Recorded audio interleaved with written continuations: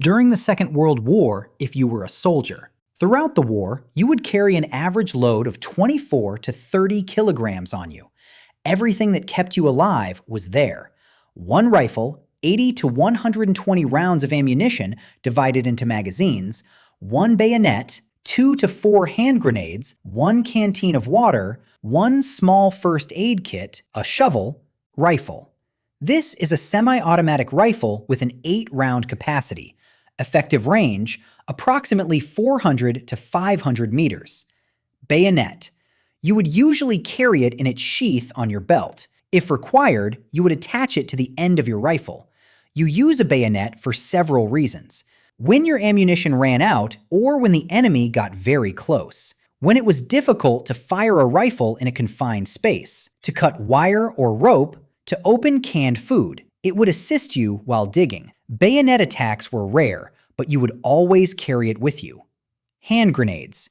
You would not use them constantly. A hand grenade was generally used when clearing a trench, before entering a building, in close quarters combat. Because its effective range was short, you could throw it approximately up to 30 to 40 meters. Its lethal shrapnel effect was effective within 5 to 10 meters. Small first aid kit. It would usually contain the following: sterile bandage, gauze, tourniquet band, antiseptic wipe or powder, needle plus thread, a small instruction sheet. Morphine. Morphine, if you were wounded, would prevent you from dying of shock. But this package would not heal you. It would only keep you alive. You would give first aid not to yourself, but most of the time to the soldier next to you, because the wounded one could not manage the bleeding and the panic. One canteen of water. One canteen meant about 0.7 to 1 liter, but that water was used for everything. For drinking, for cleaning wounds, sometimes to soften canned food. When the water started to run out, you would drink it sip by sip.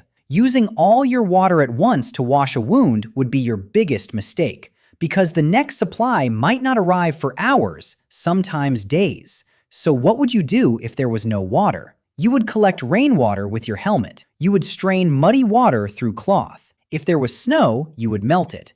And the truth is this: when you were dehydrated, your strength dropped. After 48 hours, you would feel dizzy. After 3 days, you would be unable to fight.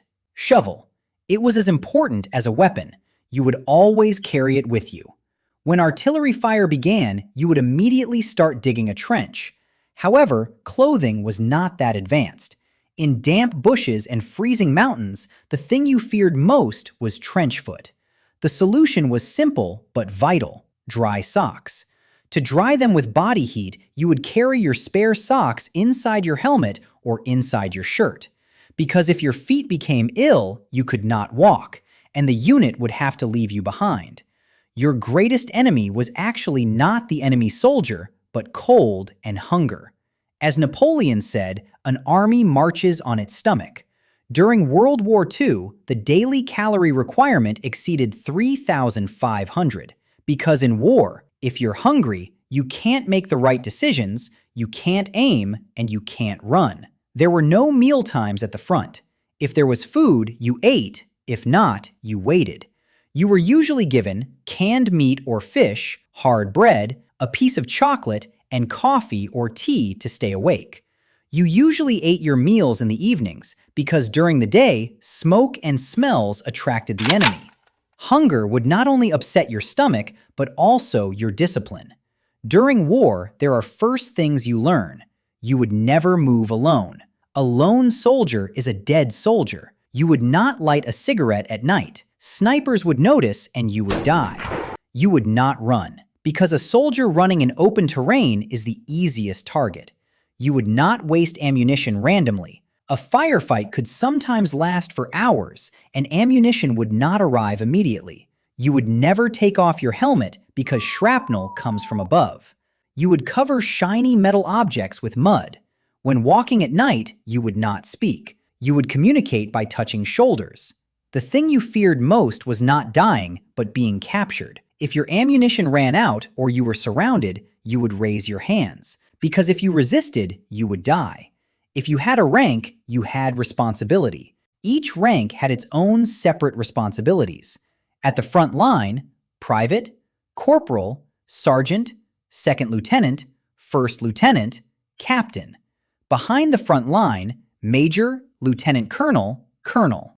Private. You would be at the very front. You would dig trenches. You would stand guard. You would be the first to enter combat. You would carry the heaviest burden of the war. Corporal. You would command 5 to 10 soldiers. You would carry out orders directly. You would stay with your soldiers during combat. If the corporal fell, the small unit would fall apart. Sergeant.